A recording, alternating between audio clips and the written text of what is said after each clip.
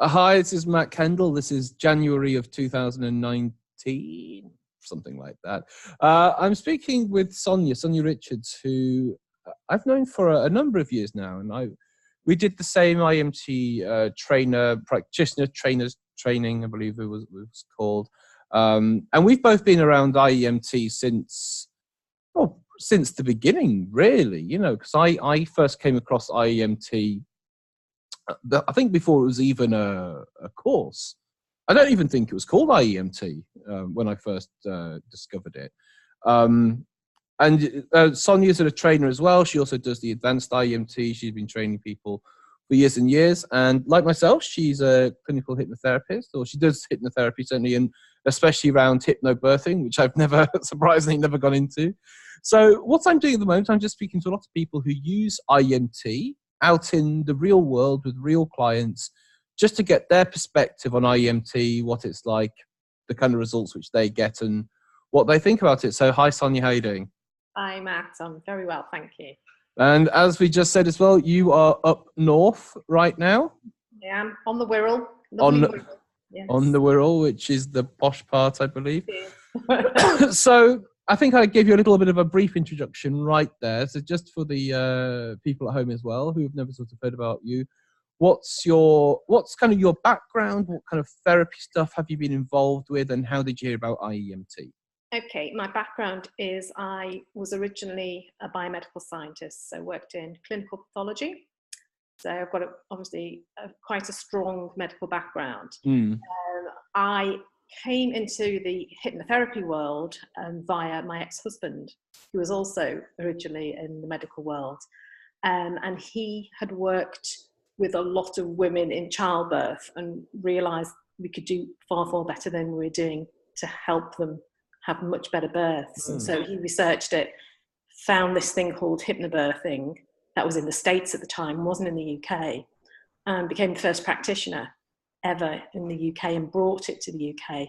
I was very skeptical, being a scientist, that, you know, this hypnosis stuff could really help women, you know, have a relaxed birth, until I actually saw it for myself. Yeah.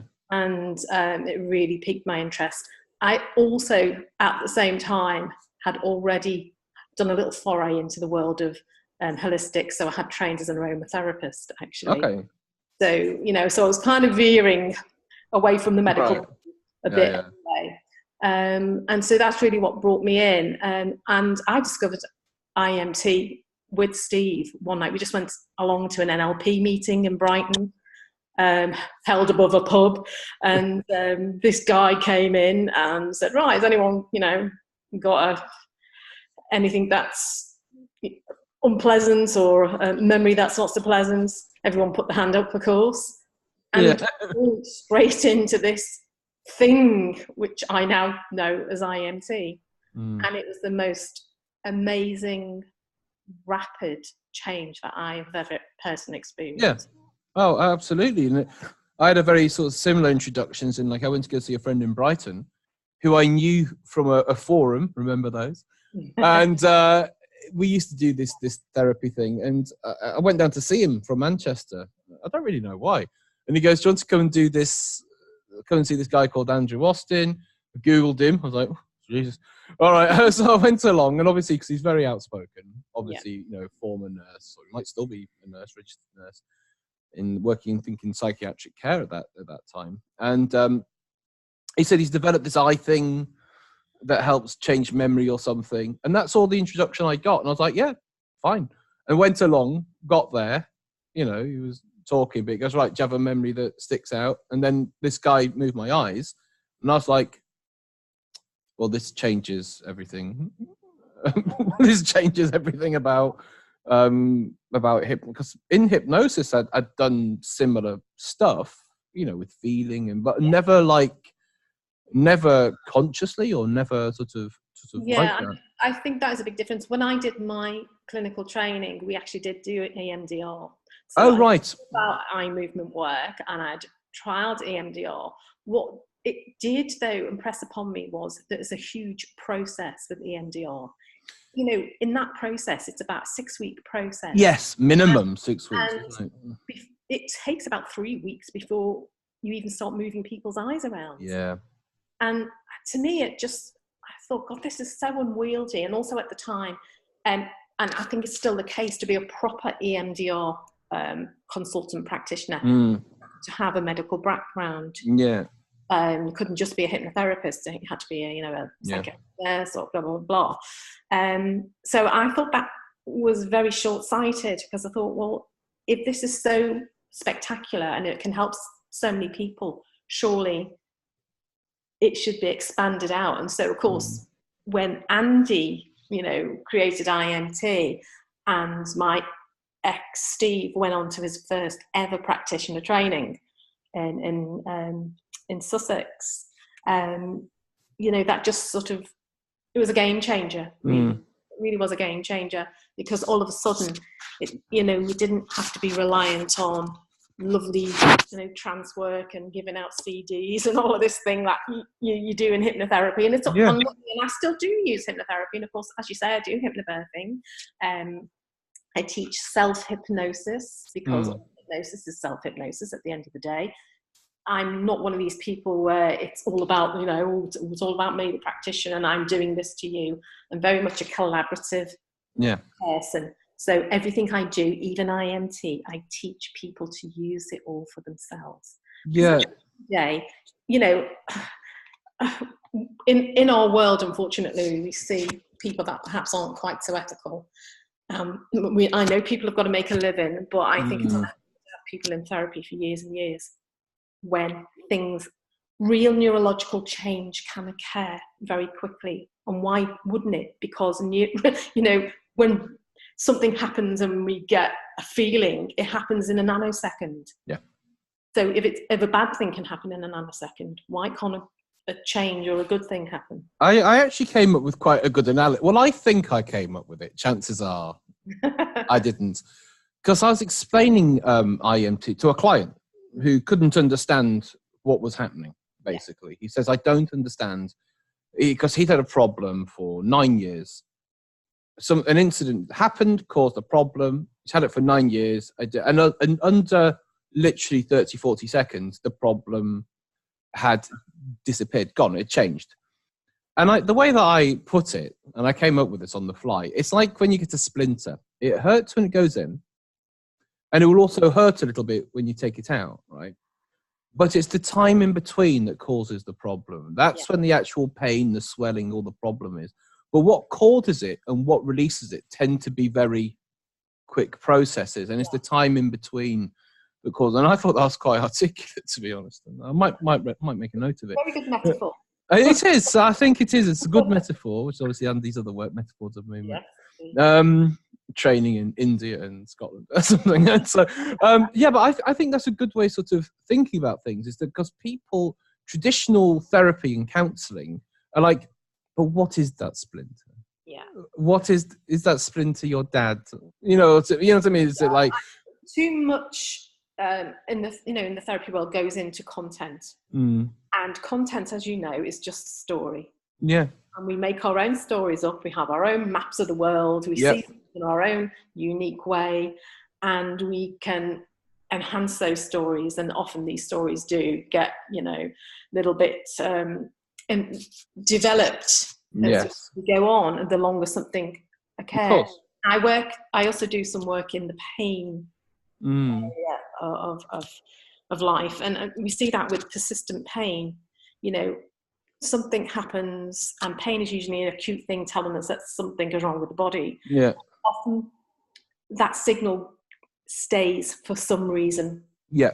I know now that a lot of it is to do with what was happening around the time that pain first happened, the metaphor, the story behind it. And what happens over time is actually chronic pain gets worse with time, it doesn't get better.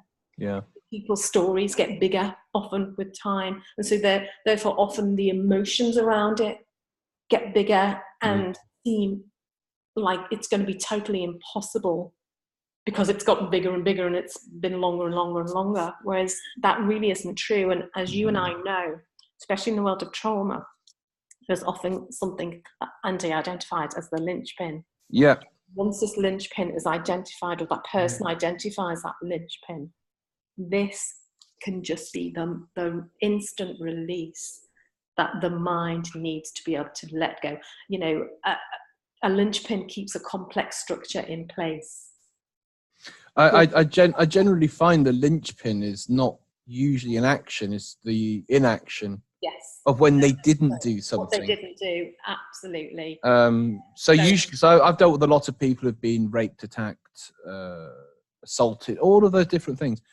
And it's generally, they don't regret hitting the person or doing it. It's the fact that they couldn't or didn't or froze. And that's what then sort of held on to and then created that narrative of I'm a weak person, I can't defend myself. And the thing is, when people go through that, they then kind of build their life from that belief, if you want to call it.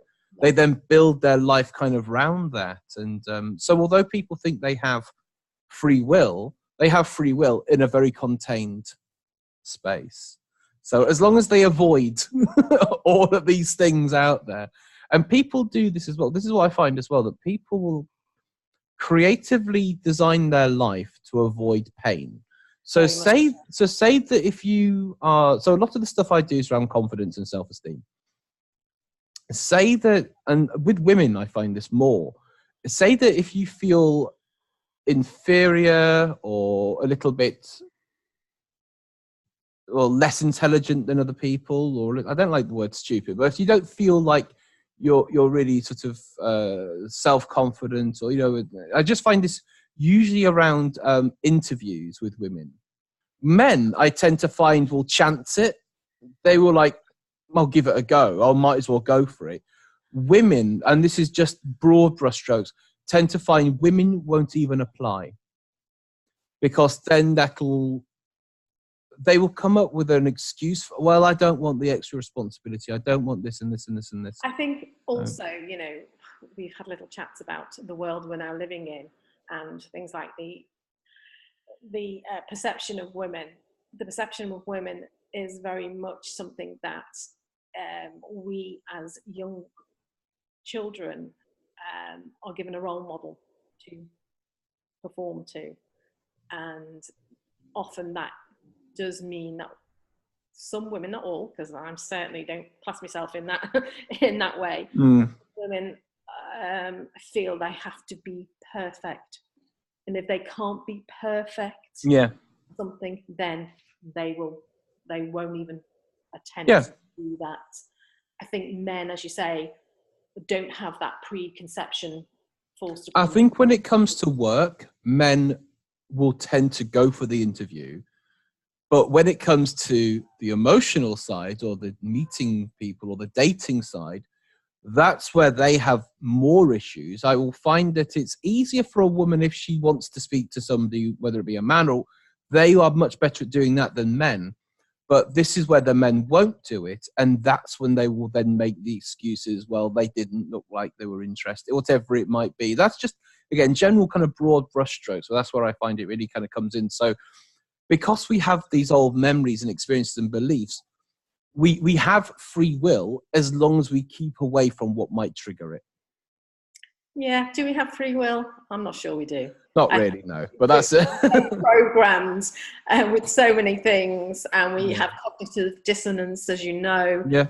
Means that we tend to look at things in a certain way because we are biased. Our brain is biased towards that. It's like when we buy a car and it's a red Nissan, and we've never seen them before, but all of a sudden, every time we go out driving, we see red Nissans on the road.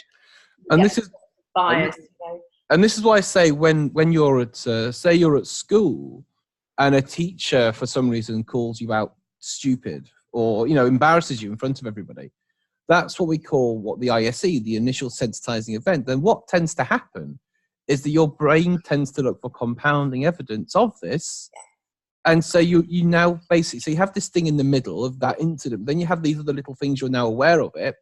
And that kind of creates a belief system in which way that you operate, because you now have all this, it's like, you know, you buy the red Nissan and then you see it everywhere. Well, if you become aware of something about yourself, you'll then tend to see that projected in the world. Absolutely right. But it's not true. You know, it's not true, or it's just the way information is being filtered. And this is what I love about IEMT. IEMT doesn't try to overpower something negative. So a lot of self-development and a lot of NLP-based stuff is like, if you have a negative belief, they want to install a powerful belief. That's yeah, they want to do this ecstatic experience to overwrite the negative, or let's pull out the negative, and we've got a big void, so we have to suddenly fill it with all of this positivity and all of this stuff. Well, that doesn't ring true for most people. No. It may feel great in the moment. You know, we've all been to the big rah-rah NLP trainings. No, I haven't. yeah. You know, but it's great in the moments, but that's not actually creating real neurological change. No, and I think if you have, as a complementary therapist, people, look, I can give you a massage, give you reflexology, and that's going to make you feel great for a half an hour, even a week, but that's not changing anything. Yeah. That's not actually dealing with the problem. So, IEMT is all about, rather than just dealing with the effect, we need to get to cause. That bit of that little pocket in the brain that's causing these behaviors and these feelings and these issues. And if we can get to that, then the effect can change massively. Absolutely. So a lot of my work's been in like the confidence and self-esteem issues. So a lot of guys will want to feel powerful and great. It's just like a standard thing, right? And so there's enough courses out there to, I think, like your call to greatness or whatever it might be, all this kind of nonsense. And the reason is that people want to do that is because it's from insecurities, because they don't feel powerful. So you can lie to yourself with affirmations, you can power yourself up. But if you have some festering crap here, you put positivity on it, what you have is a time bomb. It doesn't balance out. What IEMT does, in my opinion, it looks at this problem, goes into it, and just basically flattens it out. So there is nothing to fight. So you're not, if somebody comes to you and says, I feel unconfident, you don't go, well, let's make you feel confident. You look at the problem and just help to neutralize it, to bring it back to a more decent response, really. Yeah, and my favorite word really in the work that I do is to feel okay. Yeah. If someone feels okay, that's a great beginning, sometimes middle and end. Because absolutely be enough. I think that if we have a graph of basically feeling and sort of time, most people, if they are suffering from low self-esteem, whatever it is, you can dip quite down and then you do something about it. So let's say you go to one of these big things, shoots all the way up, but the higher you go, the lower you tend to fall. And so people have a very, I'm not saying a bipolar life, but you're going from different levels of satisfaction. I don't even know the correct term. The best thing I find, just be in the middle. You just, when things like say, just be okay. It'll be like a much shallower wave, but your set point, your happiness set point does tend to be much higher. Because like what I think is quite dangerous is forced and false positivity. Very much so. And I say with IEMT, the whole process of it, and that isn't just the eye movements, as you know. It's everything else around it. It's looking at people's, I've always banged on about, to me, the patterns of chronicity are probably the most important thing as far as IEMT is concerned, because this is the one thing that is overlooked by a lot of people. Yes, we can all get people feeling great. As I say, I can stick them on my massage bed and make them feel great, but that isn't actually getting them to examine their behaviors, what it is that is contributing to those behaviors, and what it is that they're cycling around to, and why they find it difficult to break those cycles. Well, if you don't even know you're running a cycle in the first place, if you don't know you're a great big what-ifer, if you don't know you're a maybe person, etc., how are you ever going to change that? And so to me, the greatest part of this creation of this modality is the work Andy did in identifying these 5 primary. Yes. When people always ask me, well, what's the difference between IEMT and EMDR? I always say, well, because IEMT is based around these Yeah. which so much of the work isn't.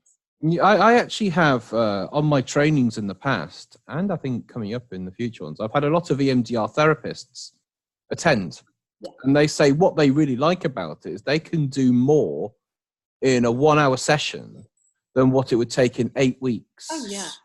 Of EMDR. And I'm not trying to belittle, I don't even know that much. I've read some books on EMDR. I've read, like, the standard books by Shapiro, wasn't it? I read, like, years ago. Yeah.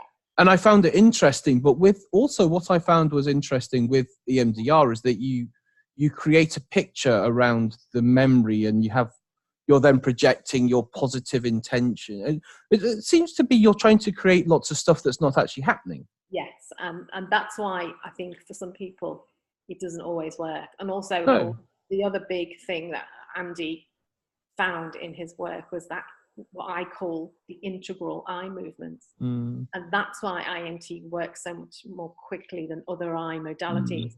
It's because once we have got, as a practitioner, our eye in to see those little movements that are, at the accessing of the brain at that point, then we can get in to that place and work with that rather than just randomly moving eyes about, which may or may not access the correct memories to be able to create change. Absolutely.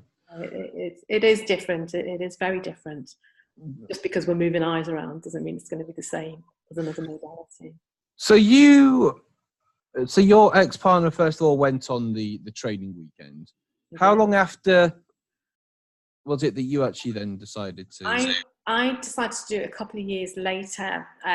Although I was a hypnotherapist at the time, I wasn't an NLP. I was mistaken in thinking you had to have NLP in order to do IEMT, because I've gone up to an NLP meeting, and for some reason I got it into my head that I had to be an NLPer in order to then do IEMT. So once I then did my NLP qualification, I then went and did Andy's training in about, I don't know, 2010 or something like that.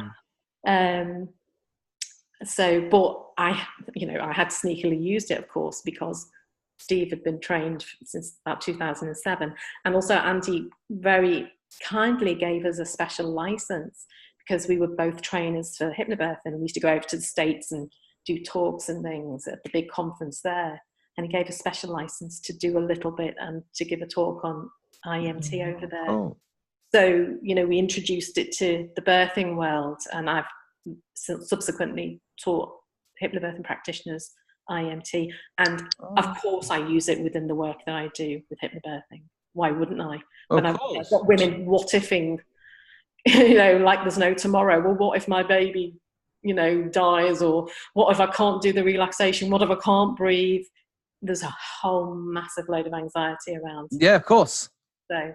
Of course, no, absolutely. And if people don't understand what we're talking about, these questions, basically, Andy created or worked out these 5 patterns of 5, not 10, 5 patterns of chronicity. I can't speak today, put my teeth in.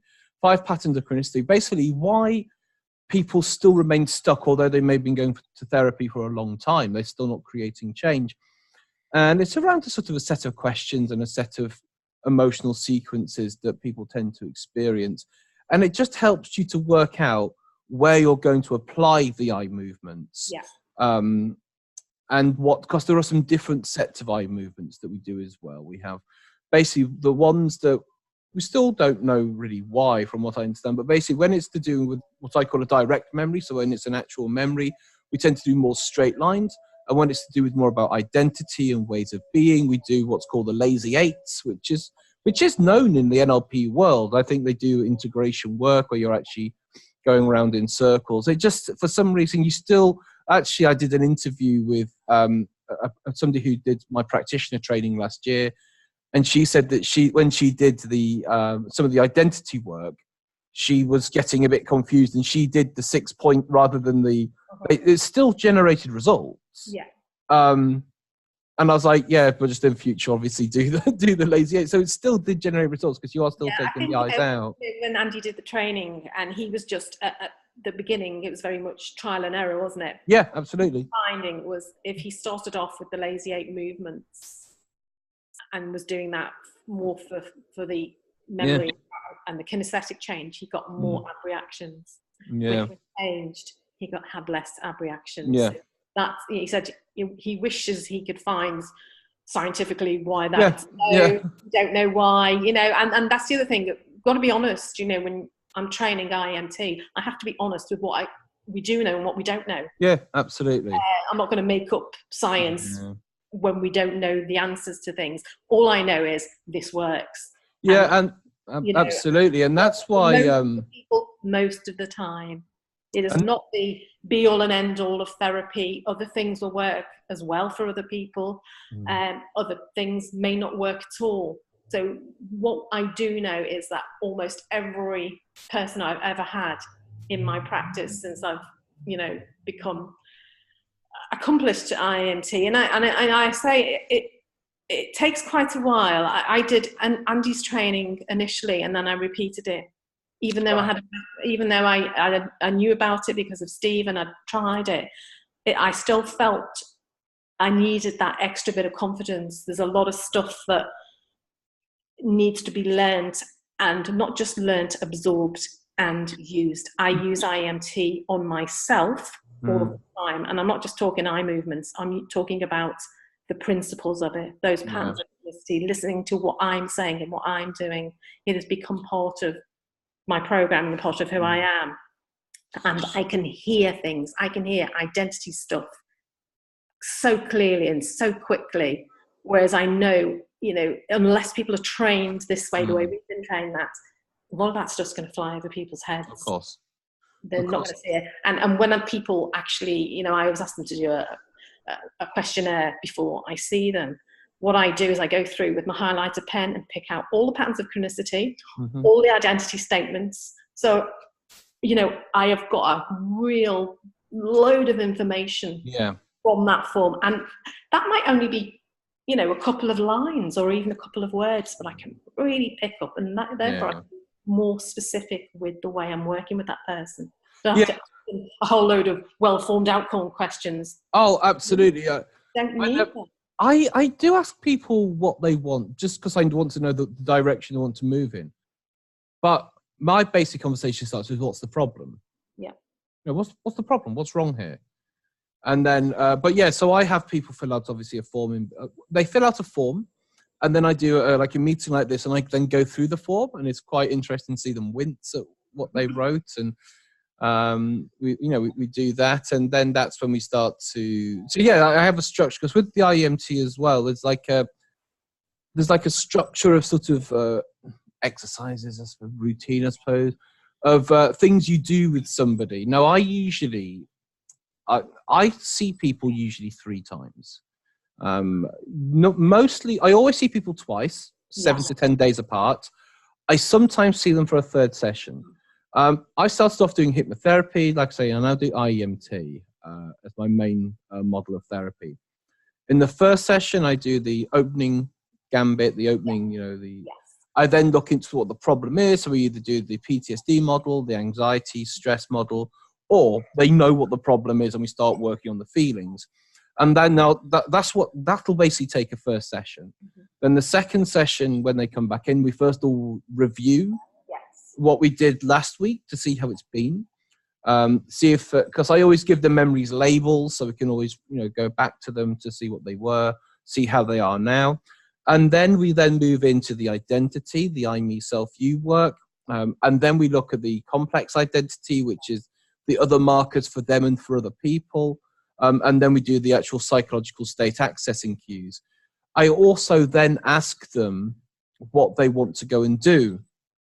So what do you want? Now you're feeling different, acting different. What do you want to do? And I send a lot of people off on training courses to work with trainers. Absolutely. To go and do different things. And that's part of, that's part of the patterns of chronicity work. It's identifying whether people need therapy or they just need training at the end of the day. And well, a lot of it's to do with public speaking that I deal with, or, social skills. And so I send people on with social skill trainers, because They just want to be confident. But that's, you know, but if you can't have a conversation and understand social dynamics, just going into a room and going, hey, look at me, will generally result in another traumatic experience, you know. So, I mean, you mentioned physiological state accessing cues. I tend to use them as and when they present.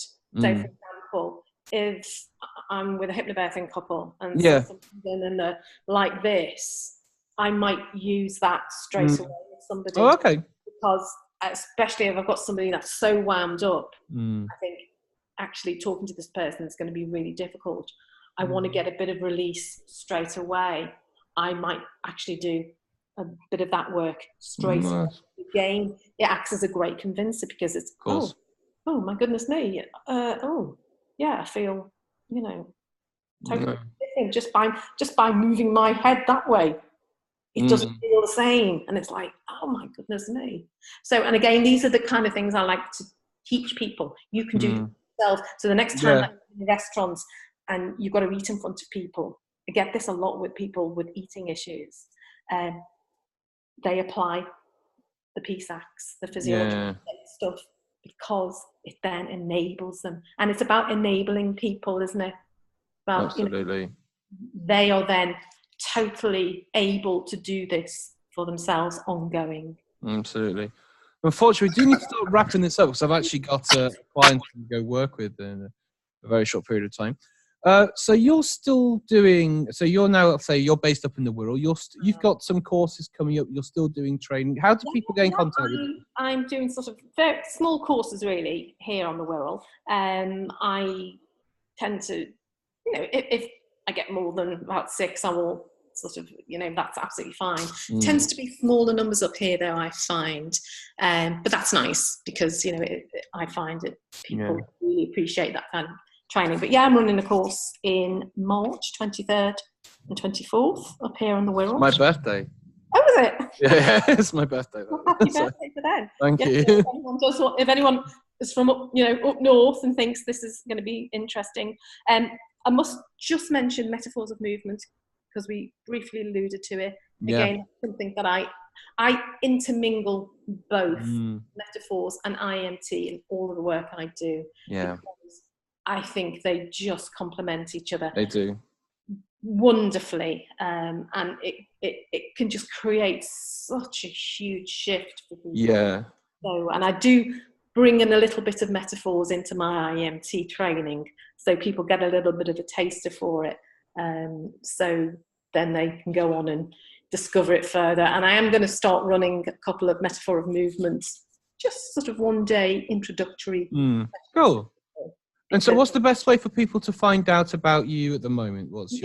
They can go to my website, which is www.soniarichards.com. Very simple. Click on that. There's lots of icons underneath. One's an eye. So if they're interested in IEMT, they click on the eye. If they're interested in hypnobirthing, they click on that, and so on. All my contact details are there on all of those websites, and I'd be very happy to speak to them.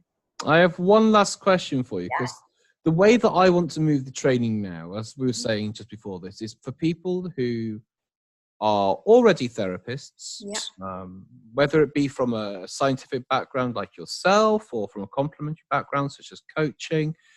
I want to work with people because the thing is, I get 2 types of people coming. I get people who want to work on themselves, which is fine. And then I have people who want to use this professionally. And I would like more people to use this professionally so more people get to experience it, really. What do you think?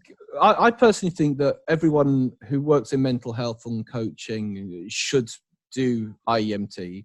What do you think about people who are working in mental health? Again, from a scientific background. Yes, I absolutely think, to me, it's an imperative. However, unfortunately, we live in a world where NICE guidelines rule everything. And unless something has been ratified by NICE, like CBT and EMDR, it is very, very difficult. I mean, hypnotherapy, for goodness sake, is not even ratified by NICE, apart from for IBS. Not even for birthing, really, although a lot of NHS hospitals are now doing hypnobirthing or versions of it, and some of it good, some of it not so good. that's, I think, the sticking point. People in those arenas want to be seen to have it ratified. And I think sometimes that can take a lot of the soul away from something. It's like these hypnosis courses that are only open to medical personnel, and it becomes medical hypnosis, or hypnosis, you know, for goodness sake, anyone can do it. So yes, I would love more professionals to add this to their repertoire. As you and I both found, as clinical hypnotherapists, we very rarely even need to do that anymore. It's so powerful for people, and it really does work for so many people so quickly. It makes the difference, really. Sonia, thank you so much for your time today. It's been great catching up with you, and good luck with your future courses. Thank you very much, and you. Thank you. Take care.